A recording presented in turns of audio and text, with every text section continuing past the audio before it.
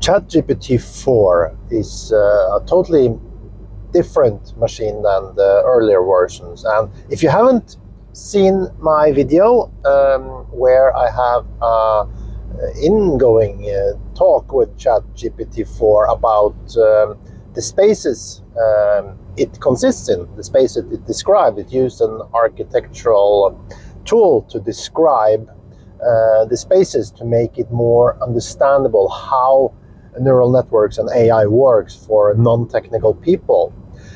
And it became quite obvious, at least to me, but people, please watch the video and judge for yourself. So just see how it responded. But what I've been thinking about after having this conversation is that it seemed like it understands a lot about variety of fields, and we know this also from the earlier models of ChatGPT. But when we bring it a little bit further into the discussion about whether AI or not, how it will benefit humanity, what will happen to people's jobs, and how will the marketplace be, and will everybody now be replaced by a robot, and all this, it's a lot of fear out there. And as I said before, I don't think we should really be afraid of that, but we have to invent ourselves, and we have to invent our society. So I also made a video about what we need to do to solve the climate crisis. I used ChatGPT 4 for that, and we have to use innovation and creativity to do that, and we can use these machines to help us solve it. But when it comes to manual labor, it has been perceived for a while now, after these machines are very academic in thought, and that maybe it will be lasting a little bit longer, the manual labor, and in some aspects it might. I'm not in doubt of that.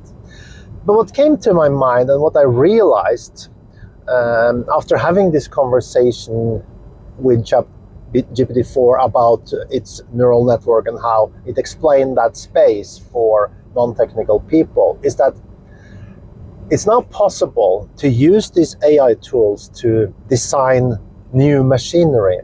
Because we have seen, example, Boston Dynamics, a magnificent company, and I mean, I'm amazed by what they do, this Google-based company, and what they can achieve with these robots as a workforce in a warehouse, for example. But it's quite clear that it's taken a very long time to develop this, and that they're also still struggling with things because it's moving slow. I mean, there are some of these robots, they're used in the industry, different places, can go places humans should not go, and things like that. So there's a marketplace for the existing robots, but to have a vast majority of robots and see that it can be possible for manual labor to be replaced by robots, it's a little bit in the blur, and it's a little bit futuristic thought of today. But in not very long time, we will have these academic machines that will guide and help people to design new robots. And that's the real groundbreaking territory when we're going into the technology of having machines that is assisting humans in manual labor and have it all over, basically. We see today, you can see a lawn mower, a robot going to cut the lawn on the grass outside the house, or you have a vacuum cleaner inside, which is also a robot. And there are some of these tools, they're there, and they're not really advanced, they're quite simple machines. But to do many of these things, we as humans seem as a very natural thing to do with movement and how we move around in the real world, has been very difficult to transfer into a working robot.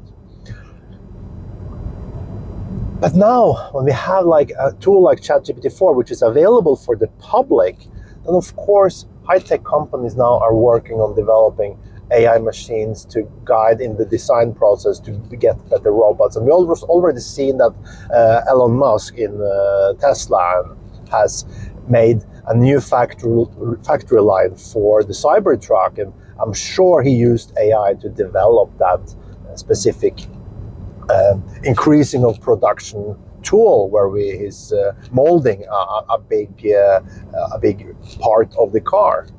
And we will see many other different innovations, and it will move fast when we can start to use these tools as help in the designing process, in the creative work, in the follow-up of the analysis of if it's really working. We can do different simulation and testing it very differently, and we have now a totally new way of doing this.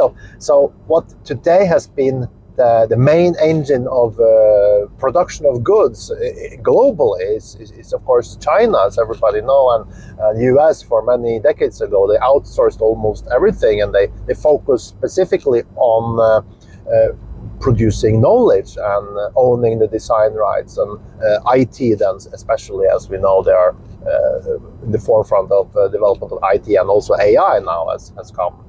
But what would be natural to believe is that a country like America, in the United States, or in Europe you have Great Britain or Germany or other countries who might now be quite far ahead in this AI advancement, might think about flagging home many of these productions, because they can now have it fully automatized, because they can now produce new robots and they can make new production plans to do it, and the manual labor might actually not be so necessary. This is a scenario that might be realistic as far as I see, but when it comes a little bit further into the use of manual labor, on the maintenance side, I believe for a while we will still have people, and we will have people working with that where it is necessary to fix things, to repair things. And I think politically it's possible to make a push for that and make this green movement, that we're not only producing new parts anymore, but we're also going to reuse and recycle. And you should check out my talk on that. But it's not only about political means or the political tools available to kind of make sure that people have a job. We also have to rethink how we organize our society in this. And I really must, stress the topic of climate change. And I would like you to look at this video where I'm listing 130. I guess it will be around 100 when I'm done cross-checking it, but it's around 100 bullet points ChatGPT 4 wrote up on what needs to be addressed to basically solve climate change. And of course this is happening slowly and steadily, but now we have these tools and we can do this real lift as a collective civilization on planet Earth, and we can actually do this and use these tools and embrace it, because it is there. And I don't think necessarily the idea of sitting back and relax and not doing anything is the answer in this, because we have so many tasks ahead. And this is very important, and it's very important to me also to address this. So please check out this video.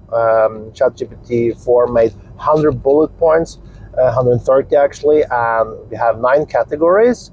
And it's just go out, be creative, and start solving this, because the human capacity is necessary, and I'm sure it will always be necessary, but it will be in a different setup. It will change how we are using our own resources, because this is an industrial revolution, and that's a fact we have to accept. So please check out my videos and enjoy. Thanks.